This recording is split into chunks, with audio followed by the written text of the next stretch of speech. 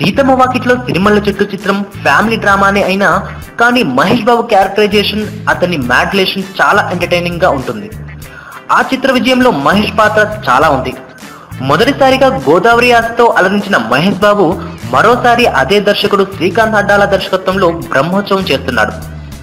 తన సినిమాలన్నీ గోదావరి జిల్లా నేపథ్యంలోనే తీసే శ్రీకాంత్ అడ్డాల దీనిని కూడా అలాగే సెట్ చేసుకున్నాడట. మహేష్ ఈ సినిమాలో కూడా గోదావరి ఆస్తో మాట్లాడతాడని, అతడి క్యారెక్టర్ అందులో కంటే ఇందులో చాలా ఫన్నీగా ఉంటుందని, ఫ్యామిలీ సినిమా అయినా కానీ ఎంటర్టైన్మెంట్ కి ఎక్కువ ఇంపార్టెంట్ ఇచ్చారని తెలిసింది. ఈ చిత్రాన్ని మహేష్ కెరీర్ లో మరుపురాని చిత్రంగా తీర్చిదిద్దేందుకు ప్రయత్నిస్తున్నానని శ్రీకాంత్ అడ్డాల చెప్పారు. తన గత చిత్రం ముకుందతో ఫ్లాప్ అయినా కానీ శ్రీకాంత్ అడ్డాల బ్రహ్మోత్సవం కథతో మహేష్ డేట్లు సాధించాడు. చాలా మంది టాప్ డైరెక్టర్లను కాదని మహేష్ ఈ చిత్రాన్ని ముందుగా చేస్తున్నాడంటే ఇందులో విషయం ఉంటుందని అర్థమవుతోంది.